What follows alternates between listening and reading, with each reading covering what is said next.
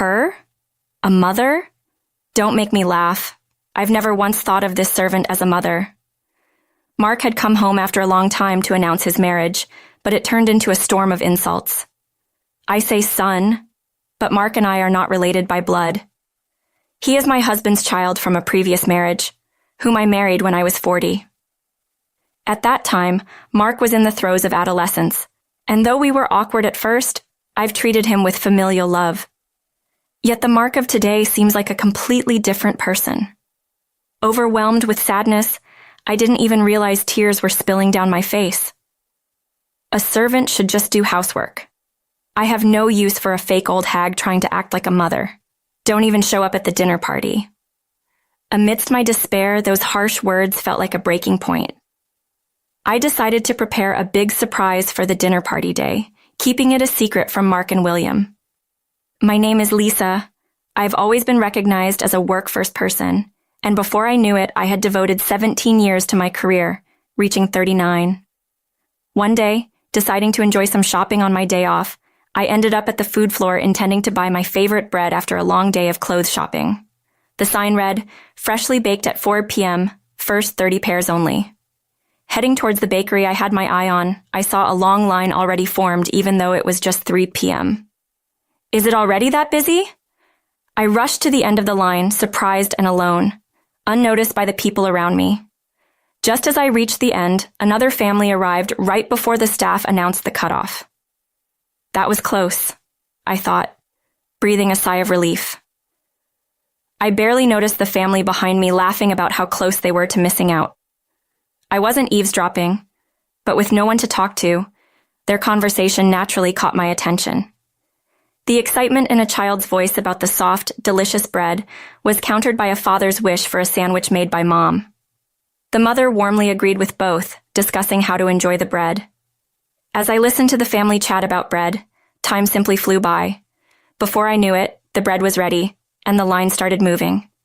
As we moved forward, the family's excitement grew, with endless requests from the child and father, and the mother laughing, saying one loaf wouldn't be enough. Initially excited about how I'd enjoy my bread, the sight of a family enjoying together made me feel suddenly alone. Contrary to my feelings, the line moved quickly, and before I knew it, I was mechanically buying the bread.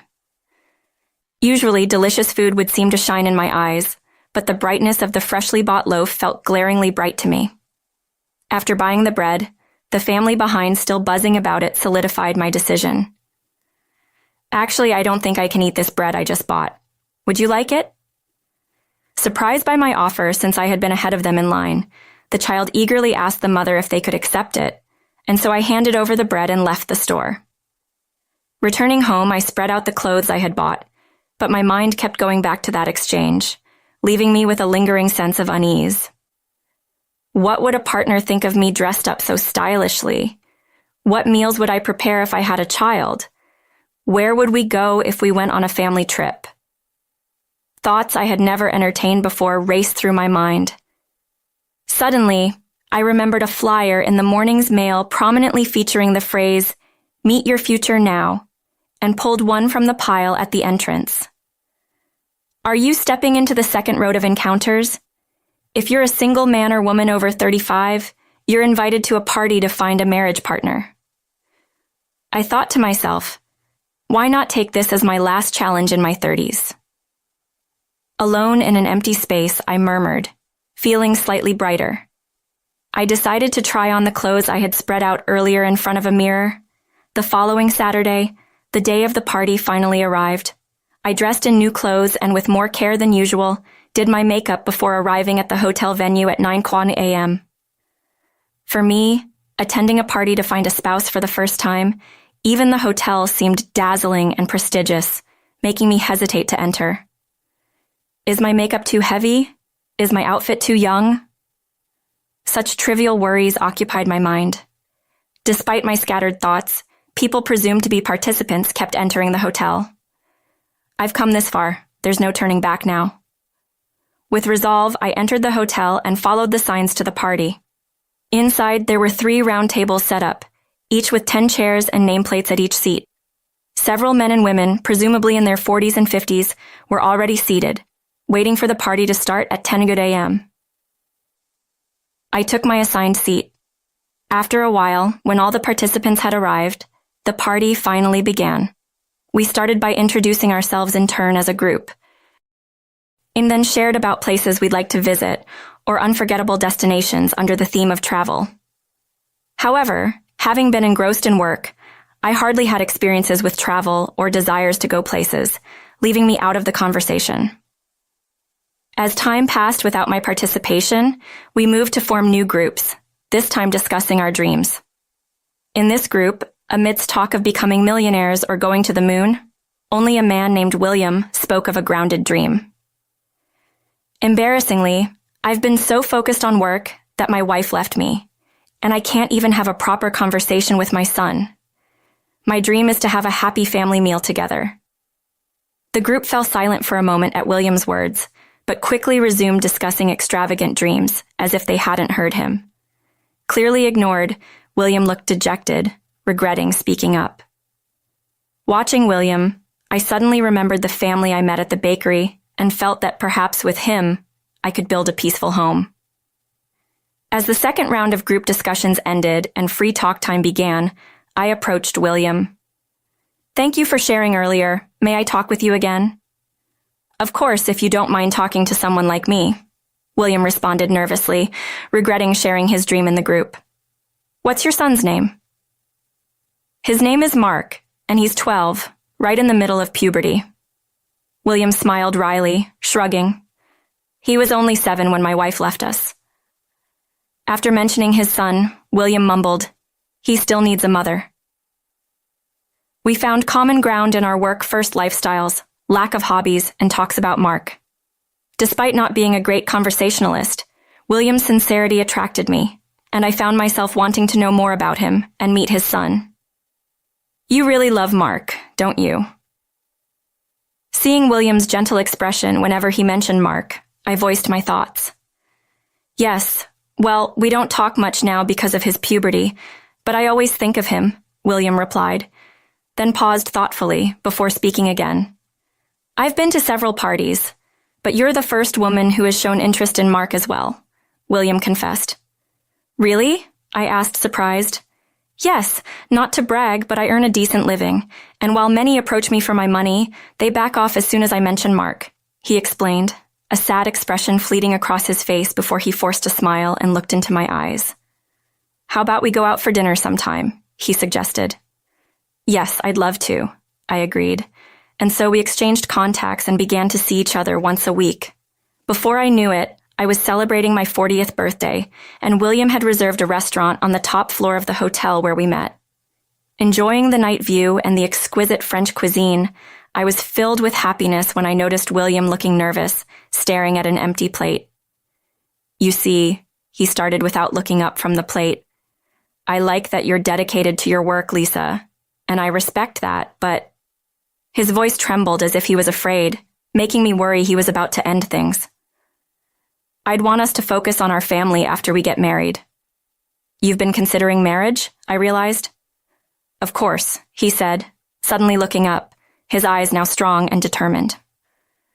"I'll protect you, Lisa, so I want you to be there for Mark." It seemed he wanted me to quit my job and become a housewife, but I had already decided that if we were to marry, I'd make our family my priority. "If you're okay with me, then please, let's do this." Thus, we became a family. I resigned from my job amidst my colleagues' regrets and moved out of my apartment. Having never met Mark because he was shy, I felt anxious but visited William's home the following Saturday. William greeted me at the door. "Welcome home," he said, his face reddening slightly. "I wanted to say that to you." "Lisa, I'm home," I replied, my anxiety easing a bit at his warm smile. Inside, the house looked exactly like 2 men had been living in it. While the entryway was somewhat organized, the kitchen and living room were cluttered with delivery containers and fast food bags, far from clean. I was taken aback by this mess, but more so concerned that Mark was not around. "Where's Mark?" "Ah, he took off somewhere after I mentioned a new mom was coming. He'll probably be back by dinner," William said nonchalantly, indicating Mark might not be ready to accept my presence. Reluctantly, I started cleaning up the kitchen and pondering what to make for dinner. "Hey, William, you mentioned Mark likes Mexican food, like tacos, right?"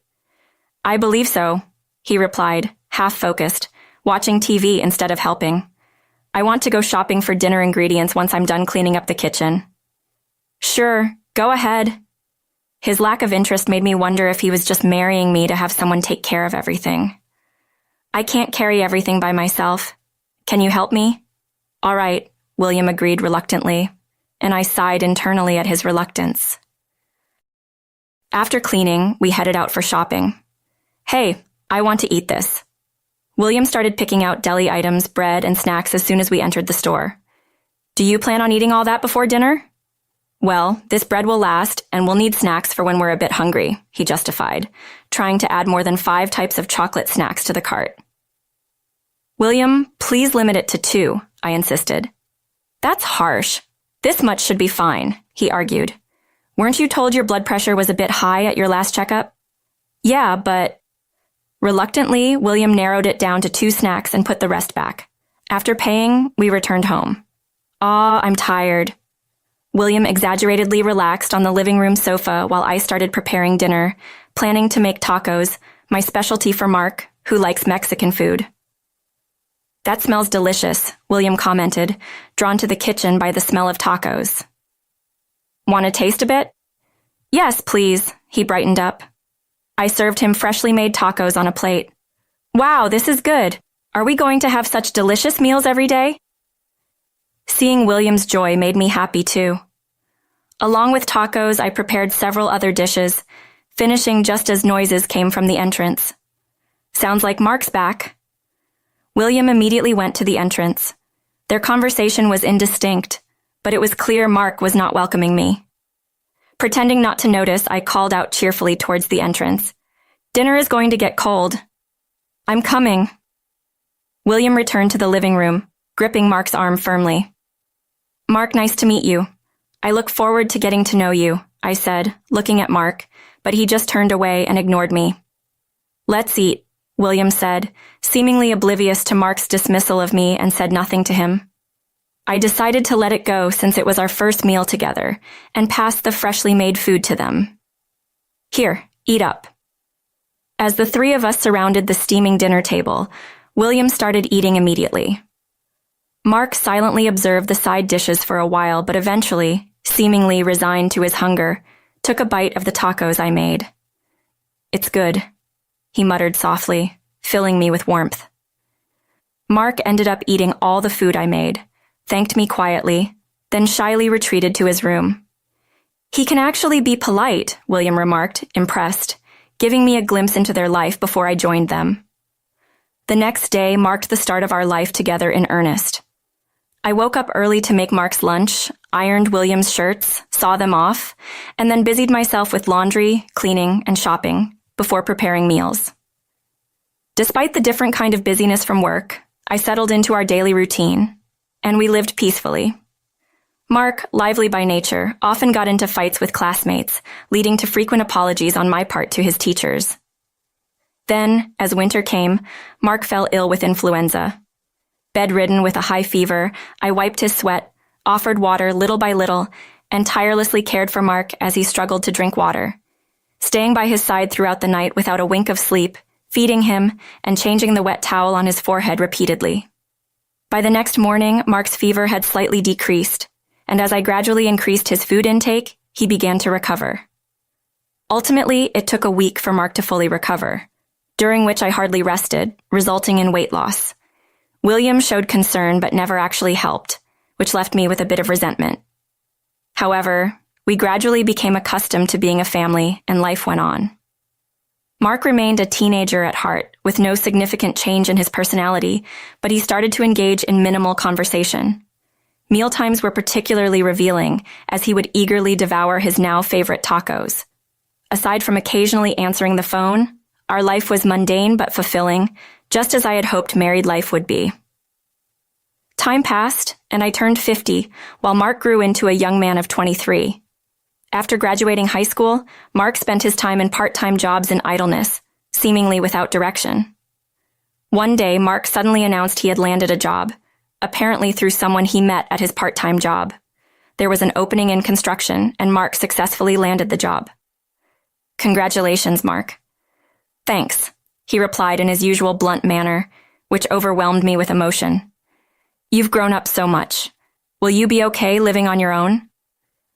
"I'll be fine," he assured me, leaving me feeling a sense of loss as he prepared to leave home. "Make sure to visit sometimes." "I will." Thus, Mark left home, and it was just William and me. Mark didn't contact me, though he occasionally called William, letting us know he was doing all right. When William turned 60, he retired and enjoyed a peaceful life filled with travel. A year later, William joyfully informed me that Mark would be returning home for a long vacation. Filled with joy, I prepared a lot of Mark's favorite tacos and several other side dishes. Trying to contain my excitement, I kept checking the clock, eagerly anticipating the arrival time William had mentioned for Mark. Then, just before the scheduled time, the doorbell rang, so I hurried to the entrance. "Welcome back, Mark." Carrying heavy luggage, Mark returned home. I reached out to at least take his bags, but Mark completely ignored me. Shocked, I was left frozen while Mark quickly disappeared into his room. What just happened? Confused, yet I forced myself to believe that Mark must have been tired, and I returned to the kitchen. "He must be hungry and grumpy," I murmured, preparing the meal for a presumably famished Mark. Meanwhile, William and Mark, having met in the bathroom, were heard laughing together. It seemed Mark could speak normally with William. With a sinking feeling, I tried to dismiss it and finish the preparations. Ignoring my feelings, William and Mark entered the kitchen, laughing. "Let's eat dinner together, Mark." I forced a cheerful tone, but Mark's smile quickly faded, looking disdainfully at the tacos. "Why are you making such lame food? It's annoying when a fake tries to act like a mom. Don't you get it? Because you just stay home and don't work," he said coldly. His words hit me like a physical blow. "Didn't you like tacos, Mark?" Somehow, I managed to muster a smile and responded with great effort. Shockingly, even though William heard Mark's harsh words, he just awkwardly looked away, pretending not to hear. My anticipation for a rare family meal quickly faded away. Afterward, Mark started coming home more frequently, but never once looked me in the eye. Moreover, his verbal abuse towards me escalated. "Hey, if you have time to be in my sight, you could at least do this much." Mark would carelessly throw his laundry at me and rummage through the fridge, leaving dishes everywhere. Shocked by how different Mark had become, I convinced myself he must just be stressed and continued to do household chores emotionlessly. "Hey, servant, get up when I'm calling you." Mark would bang on my door late at night due to his erratic lifestyle. "What do you want at this hour?" "For a servant, you've got guts to make me hurt my hand. I'm tired, so prepare the bath." Mark blamed me for his own actions and made unreasonable demands. "Right, a shower isn't good enough for me. I need a bath, and I can't use cheap shampoo on my precious hair." Taking advantage of my silence, Mark went on a rant. "Just be a good servant and quietly do as I say." Mark, having spat out those words, seemed to storm back to his room with heavy footsteps. I stood there dazed, tears spilling without my notice, overwhelmed by sadness. What on earth has happened to Mark? Despite not wanting to, as a housewife thoroughly ingrained in my role, I found myself mechanically following Mark's orders, which only added to my frustration. Then one day, upon his return home, Mark called out to William with evident joy. "Dad, I'm back. Actually, I have something I want to tell you." "What's up? You seem unusually happy." They entered the living room where I was, continuing their conversation. "Yeah, I'm feeling great. I'm getting married." "Really? That's wonderful news." Despite everything, I was moved to tears by the news of Mark's marriage. "Then we'll have to visit your mom and her family to introduce ourselves." William looked uneasy, perhaps already thinking about the wedding, but his expression was bright. "Huh, Mom?" Mark coldly retorted as usual. "Her? A mother? Don't make me laugh. I've never once thought of this servant as a mother." That was the most hurtful thing he had ever said to me. Mark screamed like a devil, delivering the final blow. "A servant should just do household chores. I don't need a fake trying to act like a mother. Don't even come to the meal." Mark spat out these words while I stood there speechless from the shock. Hoping for some support from William, I turned to him only to find him drinking alone as if he hadn't heard anything. Unbelievable. Seeing this, I reached my breaking point and decided to call someone. Then came the day of the fateful dinner with Mark and his fiancée Sandra's family. Knowing I would be insulted by Mark, I got the restaurant's address and the start time from William and arrived right on time by myself. William and Mark had already greeted Sandra inside the restaurant, and Mark merely grimaced upon seeing me. "Lisa, you just arrived. This is Mark's fiancée, Sandra." William proudly introduced Sandra to me. "Are you Mark's family's servant? I mistook you for a grandmother because you're always cooped up at home," Sandra said, her pretty appearance contrasting with the harsh words she uttered, presumably influenced by Mark. Suppressing my anger at being ridiculed by someone I just met was all I could manage when a familiar figure appeared behind Sandra. I almost cried out but held back as Sandra continued, unaware of the newcomer. "I don't want to end up like this old lady. I want to stay beautiful forever." "You are the most beautiful woman in the world. This servant here is just a sorry person abandoned by heaven." They continued to insult me, but the person behind Sandra couldn't stand it anymore and cleared their throat lightly. Surprised, Sandra turned around and exclaimed upon noticing the newcomer, "Dad, when did you get here?" Referred to as Dad by Sandra, the person I recognized had a significant connection to me. He was Robert, my former boss from the company I used to work for, who was most regretful when I decided to leave. "Let's keep it down, it's about to start," he said. Sandra responded with a pout, and then, feeling it was the right moment, I slowly began to speak. "Actually, I shouldn't be here. I've invited someone more appropriate for this occasion." As everyone looked puzzled, the person I had invited entered. "What? Stephanie." William stood up abruptly, retreating as if in shock. And for good reason. The woman William called Stephanie was his ex-wife and Mark's biological mother. "Mark, this is your real mother," I said emotionlessly, delivering the truth. I had been repeatedly asked by William to keep it a secret that I knew how to contact Stephanie, as she often called him requesting money. Mark was completely taken aback by this unexpected turn of events. "I was listening in secret, and it's terrible how you talk about the mother who raised you." "And William, you didn't say anything either?" Stephanie criticized, showing up out of nowhere. "You came to celebrate, right?" Mark retorted. "No, I heard you're marrying into wealth, so I thought I'd come to borrow some money," Stephanie said bluntly, silencing Mark and William. "I cannot let my daughter marry a man who disrespects the mother who raised him.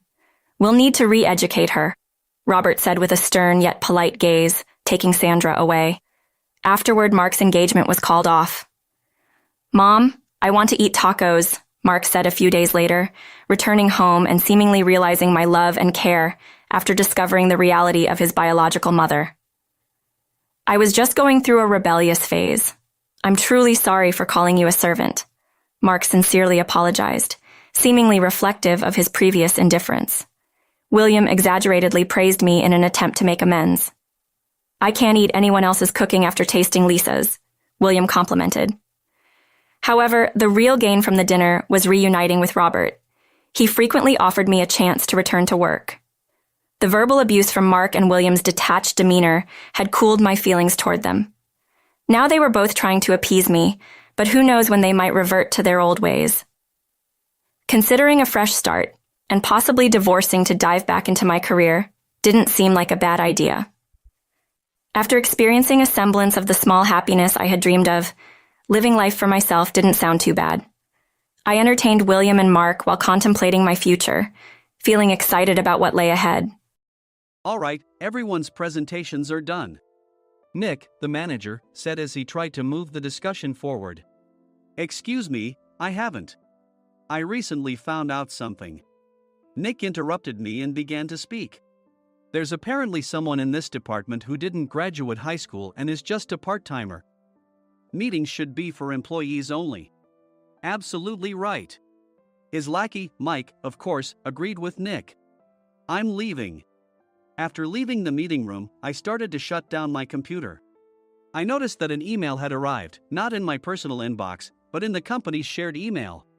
Thinking, there's no point in speaking up, no one will listen, I went home quietly. The next day, I heard a commotion from Nick's desk. He was staring at his computer screen, his face pale. "Nick? Is something wrong?" Mike looked at the screen with him. And he turned even paler than Nick. Why is he so angry? Knowing the reason for Mike's distress, I thought to myself, serves them right. My name is Adam. My mother passed away when I was in the 9th grade, and I was raised by my father. Well, you could hardly call it being raised. After my mother passed, my father changed. He drowned his sorrows in alcohol, and though he still went to work, he squandered our living expenses on horse racing. Because of that, I had to start working part-time as soon as I entered high school. Every month, I went to the convenience store with bills in hand that couldn't be auto-deducted from my father's account. Even though I endured it because I didn't want to be alone, I reached my limit in my second year of high school and dropped out. I found a live-in job at a distant inn. Thank you for everything. The day I left home, my father, still staring at the TV, spoke. Take care. That was our last conversation. Back then, 18 wasn't the age of majority, so I needed my father's permission to work, and I couldn't hide my place of employment. Yet, my father never visited me even once. I kept working just to survive, and before I knew it, I was 42. Years of hard work paid off, and I was transferred to the headquarters. I was thrilled to be recognized by the company, as I thought I'd be working in the field until retirement due to my lack of formal education. Listen up. Our work can change the future of our employees. Don't drag us down. On my first day after the transfer, Nick, dressed in an expensive suit, spoke sternly. There was a reason for this. Our inn was located in a prominent tourist destination, known so well that everyone in the state could sing its commercial jingle. At its peak, we had 5 locations within the state. But that was long ago. Due to financial difficulties and aging facilities, only the place where I had worked for many years and the original establishment remained. I was prepared to lose my job anytime, but now there was a glimmer of hope. With the rise of social media, the tourist area where the inn was located started gaining attention again. Depending on how hard the sales department, where I was transferred, worked, we could either thrive or be forced to give up this prime location to the new hotel chains continuously popping up. For Nick, who had switched careers from another industry to strengthen our sales, this was a battle he couldn't afford to lose. I understood why he had to be strict. I will do my best. Nick sneered at my enthusiastic declaration. Did you not hear what I said? I'm sorry. I thought I was listening carefully. Out of habit from years of customer service, I apologized reflexively, though I had no idea what had offended him. Someone was watching me with a smirk. In this department, there are those who are expected to excel and those who have been shoved here because they have nowhere else to go. You are the latter. It was Mike, the section chief. He's 7 years younger, at 35. But he was called to headquarters much earlier than I was and had been moving around within the headquarters ever since. I'm not jealous, but I can't accept that he's my boss. Graduating from a prestigious university, he has an unusually high pride and caused many problems as a newbie, making things very difficult for me when I was the front desk leader. When I found out Mike was transferred to the sales department a month before me, I was disheartened. Mike is right. With just a middle school diploma, there's not much you can do. Don't even think about achieving results. As if I didn't exist, Nick remarked, I'm thirsty. Mike eagerly ran to the coffee maker. It seems Mike is Nick's lackey. I regretted being happy about my transfer to headquarters, wishing I had stayed on site forever. Send a direct mail to every company on this list by the end of the day. Nick only assigned me tasks that even a new graduate could handle. What? There are over 1,000 companies. You want me to send to all of them by today? Yes, if you and your fellow misfits split the work, even those with nowhere else to go should finish by today. I glanced at the employees typing away expressionlessly. They were worn out from customer service, only thinking about leaving on time, or were women reassigned after having children, with zero motivation for work. Even Sam, a new graduate from the same university as Mike, who was supposed to be among the expected achievers, had no enthusiasm for the job, having joined the company wanting to do customer service. I don't care what they say, I plan to quit anytime, he said. Only Nick and Mike were highly motivated. making all the decisions between the two of them. I originally only wanted to work at the inn to survive and had no particular attachment to this job. I swallowed my words, thinking I had no right to reprimand them.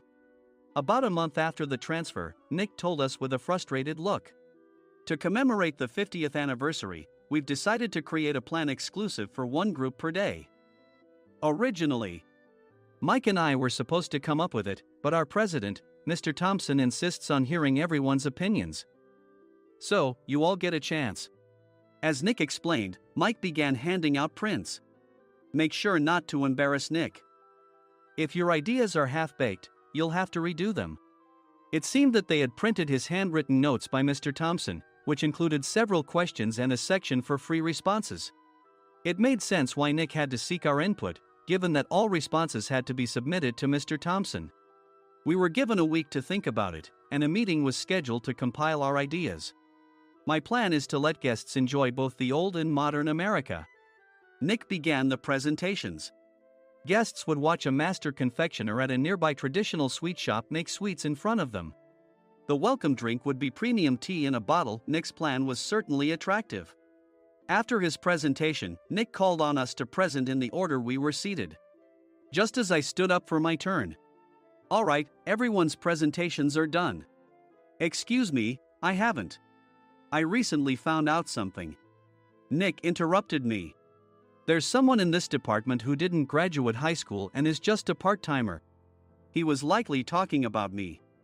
I joined the company as a part-timer and was made a full-time employee when I turned 20. That was 20 years ago, so Nick and Mike probably had no chance to know until recently. Meetings should be for employees only. Absolutely right. After that, Nick kept creating opportunities to solicit everyone's opinions, purposefully excluding me from speaking. The meeting unexpectedly heated up and went past the scheduled end time. A few people asked to leave, and the discussion continued with the remaining few. Still here? Normally, you'd leave in that situation. Though I had no attachment to the job initially, hearing kind words from customers made me want to make them happier. For someone like me, with nowhere to go, the inn was my home and customer service was my life. I felt pathetic about my current self. I'm leaving. I left the conference room and started shutting down my computer. I noticed an email had arrived, not in my personal inbox, but in the company's shared email. Thinking no one would listen to what I had to say anyway, I quietly went home. The next day, while preparing the DM as instructed, I heard a commotion from Nick's desk. In his haste to stand up, he hit his knee on the desk. He stared at his computer screen, his face pale. Nick! What's wrong? Mike, thinking he should be the first to rush over, approached Nick while still wearing his coat. He peered at the screen with Nick. And he turned even paler than Nick. Why is he so angry? Who is responsible for this company? Nick, more irritated than ever, asked, and Mike answered without checking. Probably Sam. Sam wasn't there because he was attending a morning training session for new hires. Nick gave up on getting angry and returned his gaze to the screen. They were looking at an email that arrived right after the end of the working day yesterday. Apparently, no one, including me, had checked it before leaving. The email was from a large company that used us for their annual employee trips. The president and executives of that company also frequently used our services personally. President of the company, Mr. Mason himself, had declared that neither he nor his company would ever use our services again. Well, some companies cancel their employee trips or stop using our services due to financial struggles. Let's just move on. Mike kept wiping the sweat from his forehead with a handkerchief. Knowing why Mike was so agitated, I quietly watched their interaction. Do you know how much revenue we get from that company? We can find other guests to fill the rooms, but we'll lose the banquet costs, gift shop revenue, rental car fees, and more. Moreover, the gifts were supposed to be prepared by the traditional confectionery shop involved in Nick's proposed plan. If it's known that we incurred such a huge loss at this critical time, Nick's position in the company would be jeopardized. Nick took a deep breath, seemingly trying to calm himself. All right, Mike. Go to New York right now and apologize to Mr. Mason. What? You're coming with me, right? I have urgent work to do. I trust you, which is why I'm entrusting this to you. Please. Mike, believing Nick's sincerity, agreed with a determined look on his face, saying, "Yes. That's Nick for you." Even if Mike went to apologize, Nick would shift all the blame onto him if the client didn't change their mind. Well, it was Mike's fault to begin with, so it served him right. About 3 hours later, Sam answered a call from somewhere and repeatedly apologized, saying, "I'm very sorry." Everyone watched to see what was happening. After ending the call, he informed Nick with a weary tone. When Mike arrived at the client's company, he only made things worse, further infuriating Mr. Mason. He was demanding, "Get his boss here immediately." It was no wonder Sam was exhausted, dealing with such a call right after returning from training. "What is that idiot doing?" "All right, Adam, you're coming with me. If sacrificing Mike didn't work, then I must be next." Normally, I'd want to refuse at all costs, but I saw an opportunity in this situation. "If I can be of assistance, I'd be happy to join you." I obediently followed Nick, and we flew to New York. When we introduced ourselves at the reception, it became clear how serious the situation was, as the receptionist personally escorted us to the president's office. Angry voices leaked through the door, making both Nick and me uneasy. "Excuse me. I'm Nick, the supervisor. I understand my subordinate has caused you trouble, and I deeply apologize." Nick, with his experience in the corporate world, knew enough to offer an apology before excuses. However, his customer service skills left much to be desired. I sighed as I saw Mike trembling like a small dog in the corner of the room. "What kind of training are you giving your subordinates?" Mr. Mason glared at Nick with a red face. The intensity of his gaze made even Nick take a step back. Regrettably, I joined this company only 2 years ago and was unaware of Mike's issues. I should have identified his shortcomings sooner. Indeed, I should have realized sooner. No sensible person would come to apologize and then give a lengthy presentation on the drawbacks of not using their in. Nick froze, his mouth slightly open. Suspecting the worst, I picked up the documents that had fallen to the floor. It seemed Mike hastily prepared these documents on the plane, listing the disadvantages. Disadvantage 1: if you change the venue for the company trip, employees might suspect it's for cost-cutting reasons, leading to a negative impression. Reading it aloud half-jokingly, Nick snatched the papers from my hand and checked the contents with a furious expression. Among the stack of documents was a receipt from a nearby convenience store's copy machine. I felt a pang of dread, hoping he hadn't shown the receipt as well. What do you think he said when I asked what kind of nerve he had to do this? I'm very sorry." Faced with the dire situation, Nick must have thought there was nothing left to do but apologize. In a voice smaller than I'd ever heard from him, he uttered words of apology. He said, "I'm a Harvard graduate. I don't believe I said anything wrong." "Mike, what have you done?" Forgetting his plan to pin the blame on Mike, Nick yelled loudly, even in front of Mr. Mason. "I didn't do anything wrong." "You're still saying that? Look at him." Mike pointed at me with a shaking hand. "I was assigned to headquarters in my 20s and now I'm a section chief. This guy only made it to headquarters at 42. Everything I've done proves I was right. So why are we losing the contract?" Having said his piece, Mike collapsed to the floor. "Of course. You were sent there because you had nowhere else to go." Mike never expected to hear such words from someone he looked down upon. He lunged at me, and Nick hurriedly stepped in to stop him. "Mr. Thompson told me Mike is a quick thinker, and to take good care of him." There's no way he was pushed aside. "Don't make things worse here. He didn't say quick thinker, he said only quick-witted, didn't he?" I don't remember that part." I recalled the many troubles Mike caused when he was a newbie. When Mike was on the front line, his pride was so high that he never apologized to customers. Customer service, especially in our job, doesn't work alone. It brings both good and bad situations. If the front staff or housekeepers made mistakes, or the cleaning company didn't properly clean a room, one had to apologize to the customers regardless of personal fault. Mike, in such situations, would never apologize, insisting he wasn't at fault. This often angered customers, and as the front desk leader, I frequently had to apologize on his behalf. He caused complaints and disrupted operations, which is why he was quickly moved to headquarters. In departments where he didn't interact directly with customers, his quick thinking was beneficial and things went well. But it seemed his flaws were starting to show. Corporate reservations are supposed to be entered into the system by the sales representative. But a quick check yesterday revealed that more than 10 items were missing from the client's reservation. The handover document clearly stated what needed to be prepared. Why didn't you enter it into the system? Why do we have to give them special treatment? Filling rooms near the banquet hall, setting up all the food in advance. Specifying the brand of wine, they're too demanding. No wonder he always angered customers, I thought, feeling a headache coming on. Grouping them in rooms near the banquet hall is for our benefit too. It makes it easier for the staff to set up beds and serve breakfast since everyone's schedule is synchronized. As for the other requests, Mr. Mason suggested them to lighten our load. I didn't know that.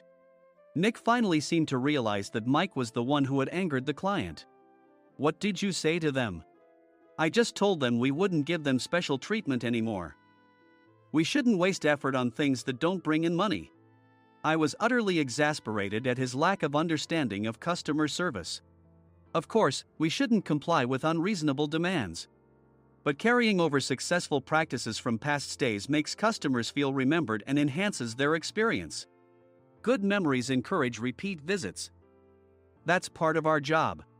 I looked down at Mike, who was sitting on the floor. In our job, nothing is a waste.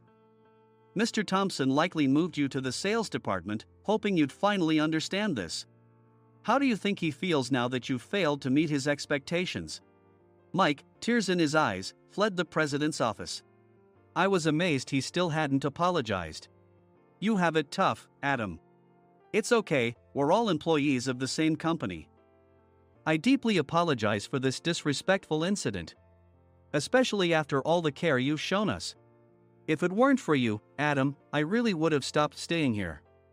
When I heard you were moving to the sales department, I was willing to reconsider if you handled it. Seeing us talk so amicably, Nick's face contorted. Do you two know each other? Adam's service is excellent. I always requested him specifically. Normally, we don't accept specific staff requests, but we made an exception for Mr. Mason, adjusting my shifts accordingly. He had personally stayed at our hotel just before my transfer, and during casual conversation, I mentioned, I'm moving to the sales department soon. If I hadn't told him then, things could have been much worse. Please continue to take care of us. I look forward to it.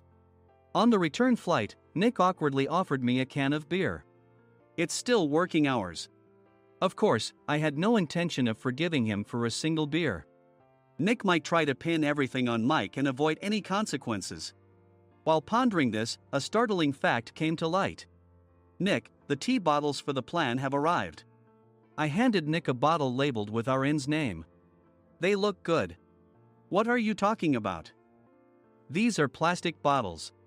I had assumed we would use the trendy, high-end bottling tea. But what arrived were ordinary plastic bottles of tea with customized labels. The only unique aspect was the label, which had the inn's name, making it look customized. Upon further investigation, I discovered that a substantial amount of money was set to be paid to the tea company. It was priced like bottling tea. Does this plastic bottle really cost $100 each? The tea inside is specially blended for us.